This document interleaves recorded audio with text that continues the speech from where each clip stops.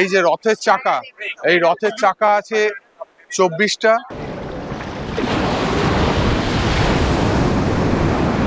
ভ্রমণ পিপাসু বাঙালির অন্যতম বেড়ানোর জায়গা হলো পুরী। পুরীর বিস্তীর্ণ সমুদ্র সৈকত, শ্রী জগন্নাথ দেবের মন্দির এবং আরও বহু দর্শনীয় স্থান আমাদের চিরকাল আকর্ষণ করে এসেছে। পুরী বেড়াতে গিয়ে একই সঙ্গে ঘুরে নেওয়া যায় পুরী এবং ভুবনেশ্বরের সমস্ত দর্শনীয় স্থান। পুরীতে কোথায় থাকবেন, কবে কোথায় যাবেন, খরচ কত হবে, এই সমস্ত কিছু ডিটেলস নিয়েই 3 রাত্রি 4 দিনে পুরী ভ্রমণ গাইড সম্মিলিত আজকের এই প্রতিবেদন।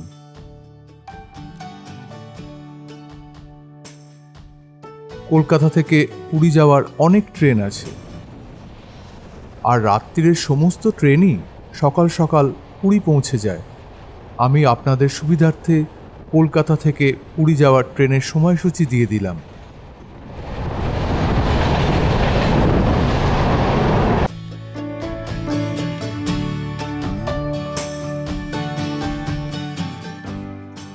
পুরী স্টেশনে নেমে স্টেশনের বাইরে চলে আসুন।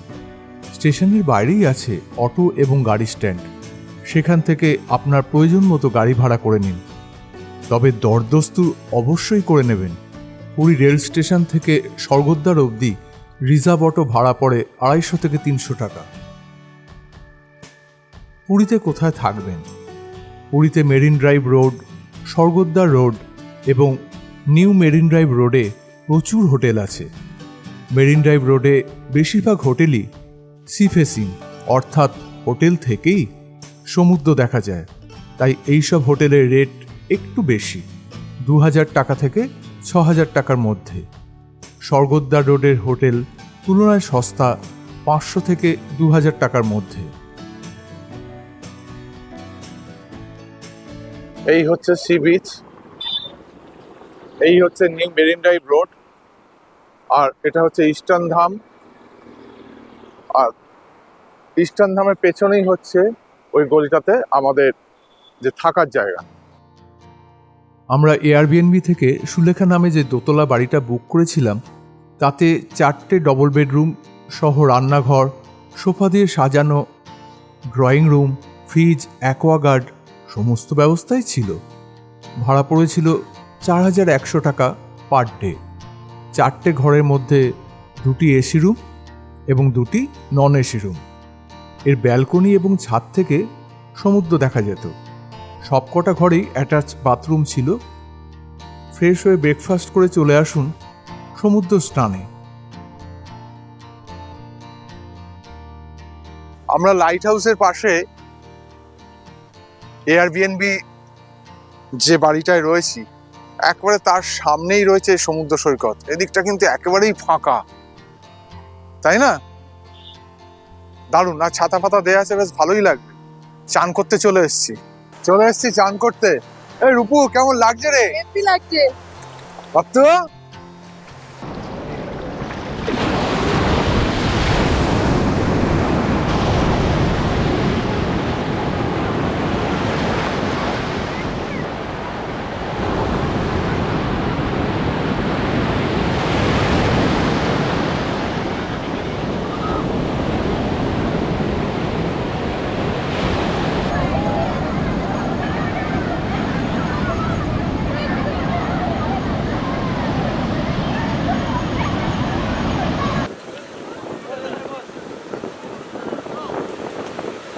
সমুদ্র স্নান করে বেরিয়ে পড়লাম লোকাল সাইট সিইংয়ে।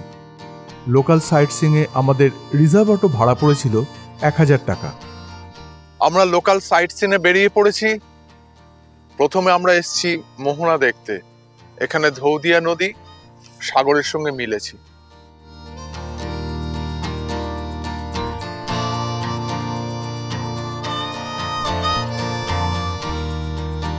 আমরা এসেছি গুপ্ত বৃন্দাবন বা শ্রী গৌর বিহার আশ্রমে।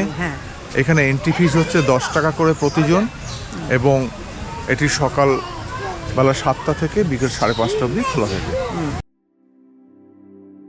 কথিত আছে শ্রী চৈতন্যদেব যখন পুরীতে আসতেন তখন এখানে এসে সাধনা করতেন।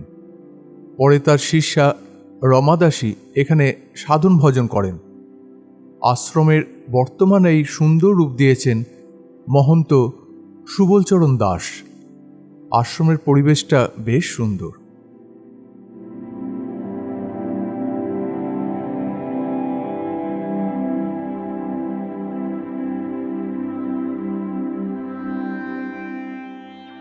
এরপর আমরা এলাম কুলদানন্দ ব্রহ্মচারী আশ্রমে। শ্রী শ্রী বিজয়কৃষ্ণ গোস্বামী শিষ্য এবং সমাজ সংস্কারক কুলদারঞ্জন ব্রহ্মচারী মহারাজের এই আশ্রমের শান্ত সমাহিত রূপ আপনাকে মুগ্ধ করবেই। এই আশ্রমের উল্টো দিকেই আছে জটিয়া বাবার সমাধি আশ্রম। ভেতরে ফটো তোলা নিষেধ, তাই ভেতরের দৃশ্য দেখাতে পারলাম না। এরপরে আমরা এলাম জগন্নাথ দেবের পিসির বাড়ি দেখতে। নরেন্দ্র সরোবরের মধ্যে অবস্থিত এই মন্দিরটি দেখতে বেশ ভালো লাগে। অক্ষয় তৃতীয়ার দিন থেকে টানা 21 দিন চন্দন যাত্রার সময় প্রত্যেক দিন সন্ধ্যাবেলা জগন্নাথ দেব এখানে নৌকা বিহার করেন। পিসির বাড়ি দেখে আমরা চলে এলাম জগন্নাথ দেবের মাসির বাড়ি দেখতে। সোজা রথ এবং উল্টো রথে মধ্যবর্তী সময়ে জগন্নাথ দেব এখানেই অধিষ্ঠান করেন। করোনার পর থেকে এই মন্দির সাধারণের জন্য বন্ধই থাকে। এই রাস্তা দিয়েই পুরীর জগন্নাথ দেবের রথ পুরীর মন্দির থেকে মাসির বাড়ি আসে। মাসির বাড়ি দেখে আমরা এলাম নিপ্পনজান মায়োজি বৌদ্ধ মন্দির বা জাপানি মন্দির এবং সুদর্শন ক্র্যাফট মিউজিয়াম দেখতে। এখানে সুন্দর সুন্দর বৌদ্ধ মূর্তি ও ছবি আছে। 1977 সালে শ্রী সুদর্শন সাহু এই মিউজিয়ামটি তৈরি করেন।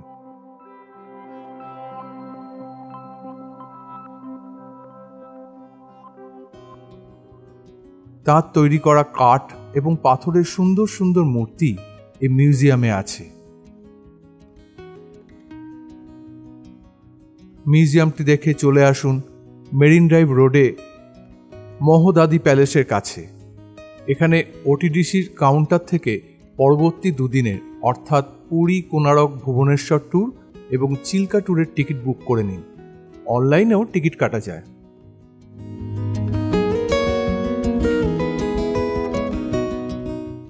আমরা আমাদের দুপুরে লাঞ্চ করতে চলে এসেছি মিত্র ক্যাফেতে।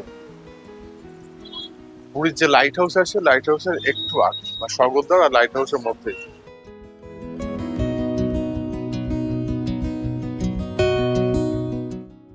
এখানে আমরা নিরামিষ থালি নিয়েছিলাম। লাঞ্চ করে আমরা চলে এলাম পুরী লাইট হাউস দেখতে। লাইট হাউস খোলা থাকে বিকেল 3:30 থেকে বিকেল 5:30 অবধি। টিকিট 10 টাকা পার হেড। লাইট হাউসের ওপর থেকে দেখে নিন পুরো পুরী শহর ও সমুদ্র।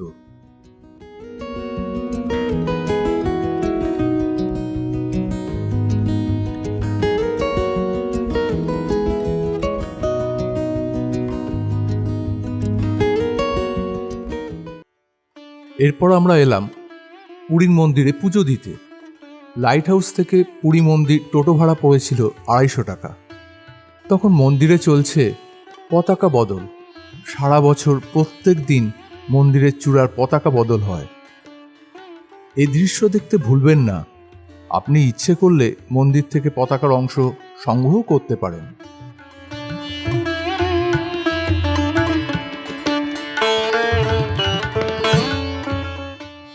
চলে এলাম পুজো দিতে। মন্দিরের ভেতরে ফটো তোলা নিষেধ বলে মন্দিরের বাইরে কিছু দৃশ্যই আপনাদের দেখাই।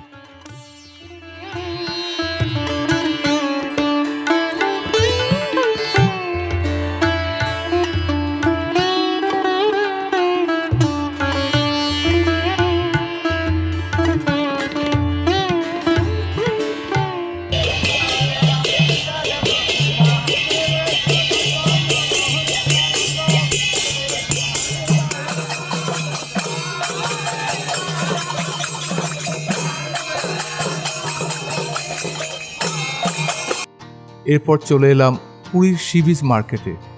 রাতের আলোয় সে তখন মোহময়। এখানে পছন্দসই জিনিস কিনে সমুদ্রের ধারে কাটিয়ে দিন বেশ কিছুটা সময়।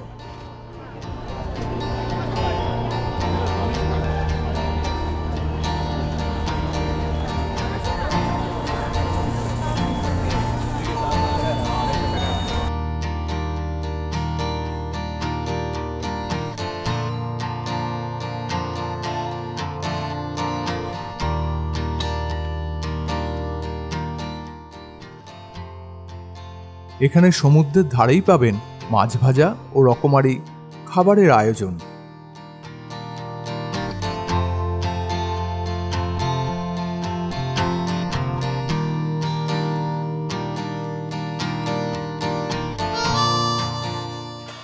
পুরীতে এসে সন্ধ্যা আরতি দেখতে ভুলবেন না।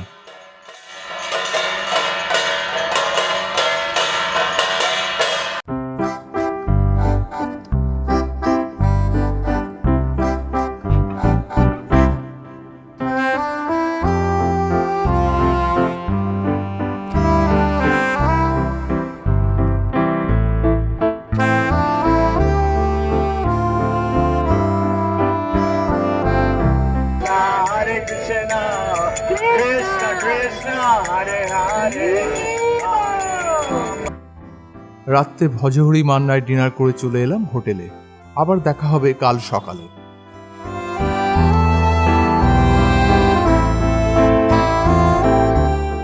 দ্বিতীয় দিন আমরা যাব ওটিডিসির সঙ্গে পুরী, কোনারক, ভুবনেশ্বর ট্যুরে। তাই সকাল সকাল হাজির হলাম পান্থনিবাসের কাছে। আমরা যে ভুবনেশ্বর কোণার্ক এই যে সাইট সিনটা হয় ওটিডিসি, সেই সাইট সিনে যাচ্ছি। এই বাসে আমরা যাব। আমাদের সিট পড়েছে 1 আর 2, আর ভাড়া হচ্ছে পার হেড 595 টাকা।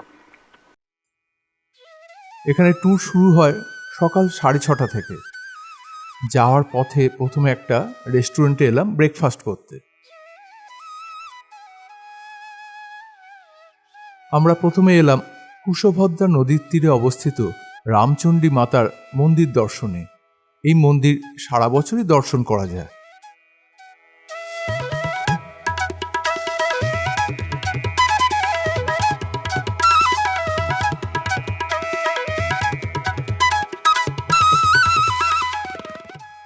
এর লোকেশনটা খুব সুন্দর। মন্দিরের পেছনে নদী এবং তার আরও পরেও সমুদ্র, আর দূরে মোহনা। খুব সুন্দর দর্শনীয় জায়গা। এখানে বোটিংও করা যায়। রামচণ্ডী মাতার মন্দির থেকে সি মাউথ অবধি একটা নর্মাল বোটে 1500 টাকা ভাড়া পড়ে এবং ওখান থেকে ফরেস্ট 2000 টাকা।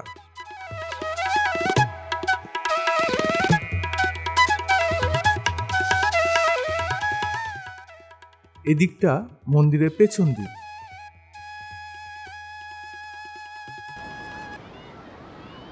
মন্দির দেখে আমরা এলাম চন্দ্রভাগা সমুদ্র সৈকত দেখতে। সমুদ্র সৈকতটি বেশ সুন্দর।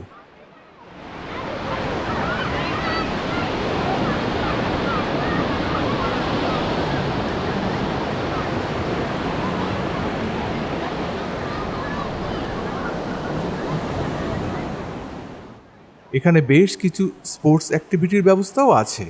আছে বেশ কিছু দোকান।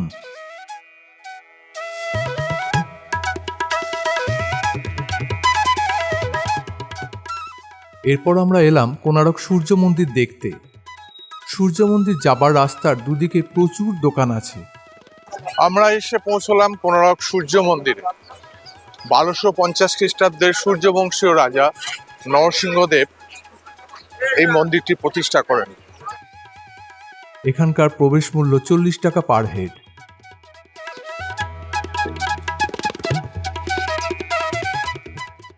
কোনারক সূর্য মন্দিরে এই যে রথের চাকা, এই রথের চাকা আছে 24টা, আর 7টা ঘোড়া। 7টা ঘোড়ার মধ্যে এখন মাত্র 2টো ঘোড়া অবশিষ্ট আছে। কোনারক সূর্য মন্দির কারিগরিভাবে এমন অ্যাঙ্গেলে তৈরি যাতে সূর্যের প্রথম কিরণ মন্দিরের ওপর এসে পড়ে। এই মন্দিরটি রথের আকারে তৈরি। একে পদ্মক্ষেত্রও বলা হয়। এটি হচ্ছে হস্তিদ্বার এবং এটি অশ্বদ্বার। এখন এই দুটো প্রবেশ পথই বন্ধ আছে। 1984 সালে এই মন্দির ইউনেস্কো ওয়ার্ল্ড হেরিটেজের তকমা পায়। এই মন্দিরে কিন্তু কোনোদিন পুজো হয়নি।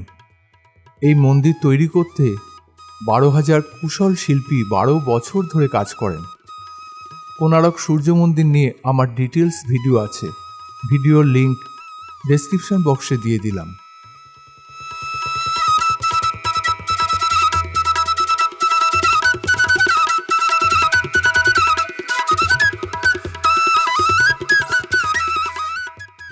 এখানে একটি সুন্দর মিউজিয়ামও আছে, যার প্রবেশ মূল্য 50 টাকা পার হেড।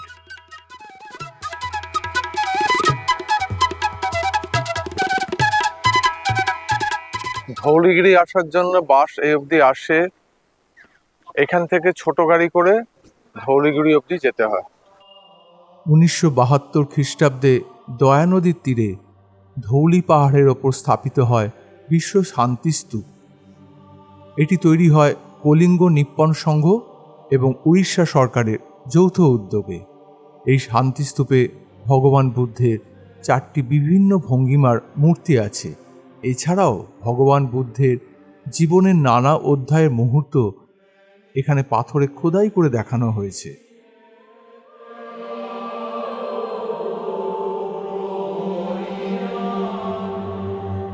আমরা এখন এসেছি ভুবনেশ্বরের অন্যতম প্রাচীন এবং সব থেকে বড় যে মন্দির, লিঙ্গরাজ টেম্পলে। উড়িষ্যার প্রাচীন এবং বিখ্যাত মন্দিরের মধ্যে অন্যতম ভুবনেশ্বরে লিঙ্গরাজ মন্দির। এটি শিব মন্দির।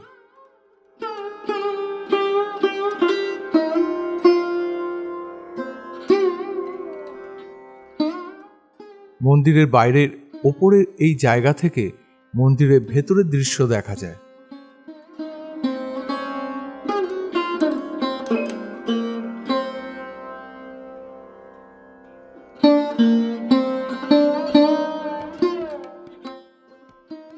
এবার আমরা এলাম উদয়গিরি খণ্ডগিরি দেখতে। আমরা এখন এসেছি উদয়গিরিতে।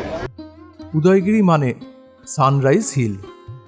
এই গুহাগুলি পাশাপাশি দুটি পাহাড়ে অবস্থিত।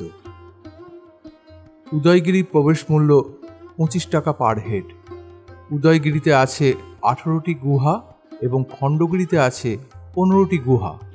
এই গুহাগুলি মূলত জৈন সন্ন্যাসীদের আবাসস্থল হিসেবে ব্যবহৃত হতো।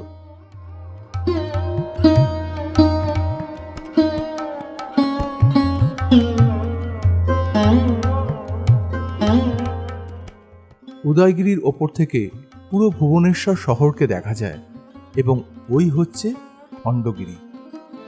এবার আমরা এলাম নন্দনকানন জুলজিক্যাল পার্ক দেখতে, যার প্রবেশ মূল্য 50 টাকা।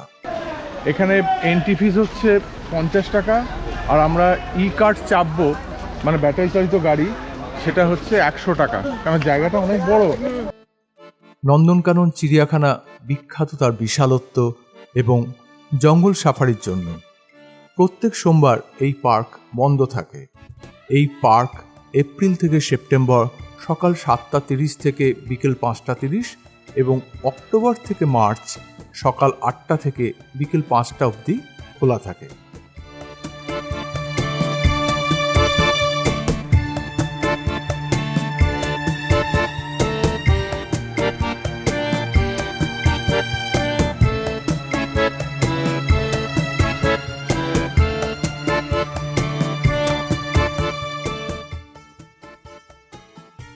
এখানে যে সাফারি হয় তাতে নন এসি বাসে ভাড়া পড়ে 75 টাকা পার হেড এবং এসি বাসে 120 টাকা পার হেড 45 মিনিটের জন্য। সাফারি শুরু হয় সকাল 10টা থেকে।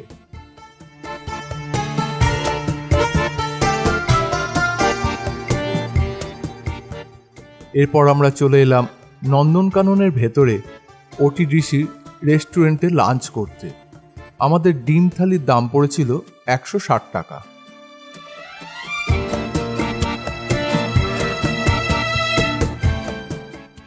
আমরা আজকে যাব চিল্কা ট্যুরে ওটিডিসির বাসে। পান্থনিবাস থেকে এই বাসগুলো ছাড়ে, আর এখানে ভাড়া হচ্ছে 680 টাকা করে, ইনক্লুডিং বোট ফেয়ার। ওটিডিসি এই চিল্কা প্যাকেজ ট্যুরে আপনাকে প্রথমে অলারদেব মন্দিরে নিয়ে যাবে। তার আগে এখানে এরা ব্রেকফাস্টের জন্য একটা রেস্টুরেন্টে দাঁড়ায়। সে রেস্টুরেন্টে ব্রেকফাস্ট করে তারপর আমরা যাব অলারদেব মন্দির। এই হচ্ছে সেই প্রাইভেট হোটেল। এই রেস্টুরেন্টে পুরি, সবজি, ইডলি, ধোসা, বড়া ইত্যাদি পাওয়া যায়। আমরা প্রথমে এলাম অলারনাথ মন্দির দর্শনে। এটি মূলত বিষ্ণু মন্দির।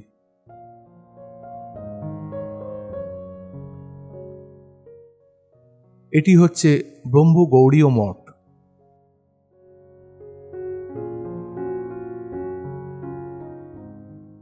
সাতপাড়া চিল্কায় চলে এলাম বোটিং করতে।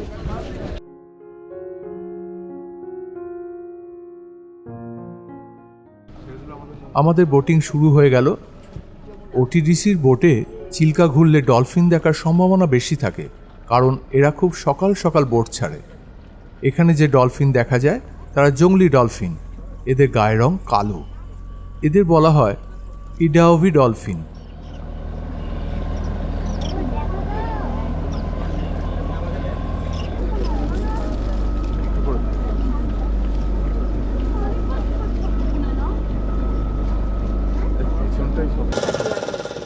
পথে পাখিদের সঙ্গে দেখা, ওরাও আমাদের সঙ্গে যাচ্ছে।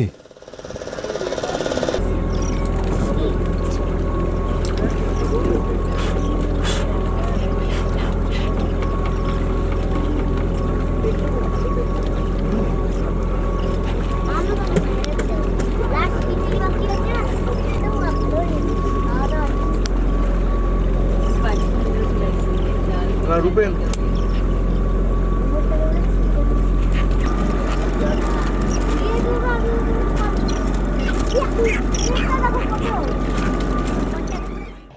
এবার আর কোনো কথা নয়, শুধুই ডলফিন দেখা।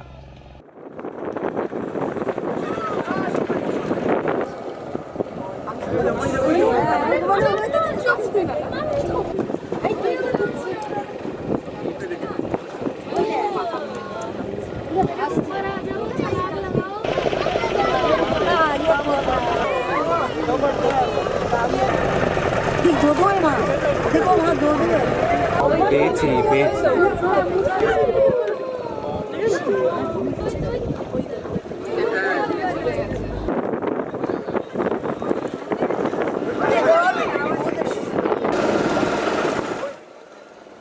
ডলফিন দেখার পর রাজহান্স আইল্যান্ডের উদ্দেশ্যে যাত্রা। এটা চিল্কার অন্যতম বড় আইল্যান্ড।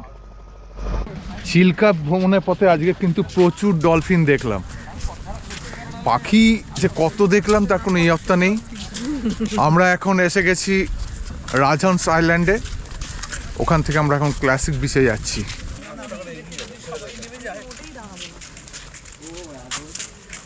রাজহান্স আইল্যান্ড দিয়ে ক্লাসিক বিচে যাওয়ার সময় রাস্তাটা অসাধারণ। এই সমুদ্র সৈকতটি অসাধারণ।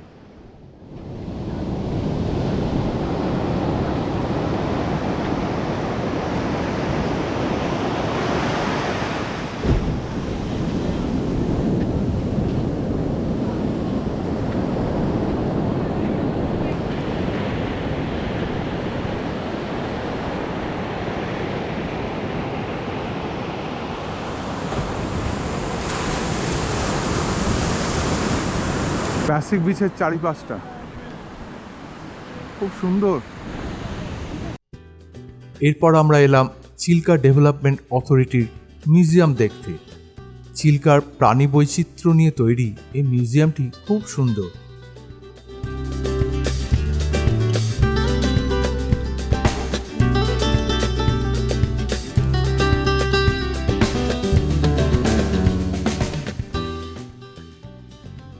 আমরা এলাম চিল্কা ইকো পার্ক দেখতে।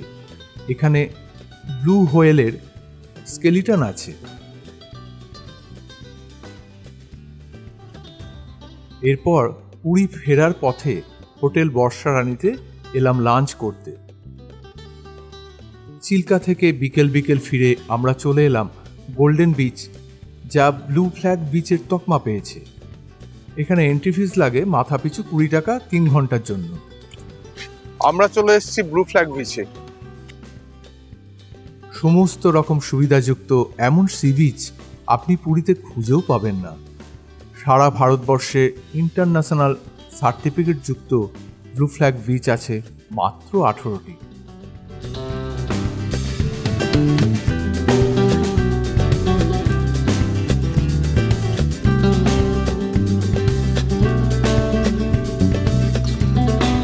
সূর্যাস্ত হচ্ছে।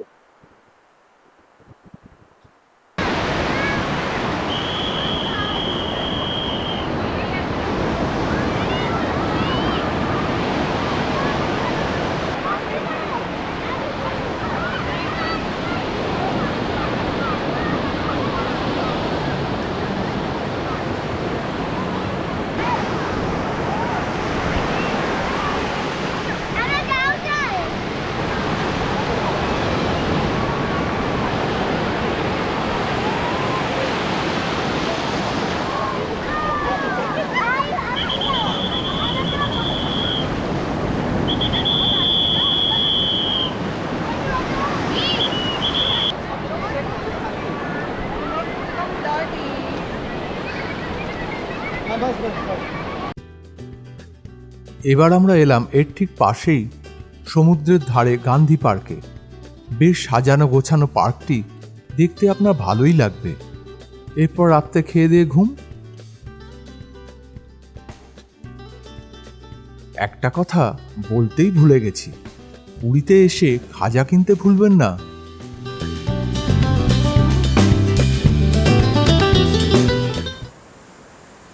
চতুর্থ দিন ভোরবেলা চলে এলাম সমুদ্রের ধারে অপূর্ব সূর্যোদয় দেখতে।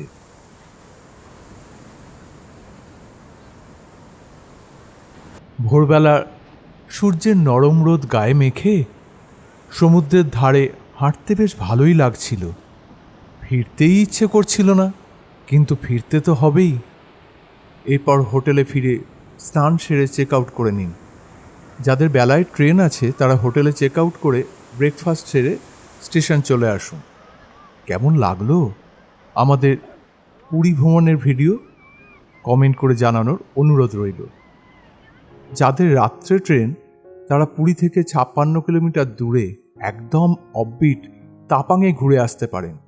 তাপাং নিয়ে আমার ডিটেলস ভিডিও আছে, দেখে নিতে পারেন।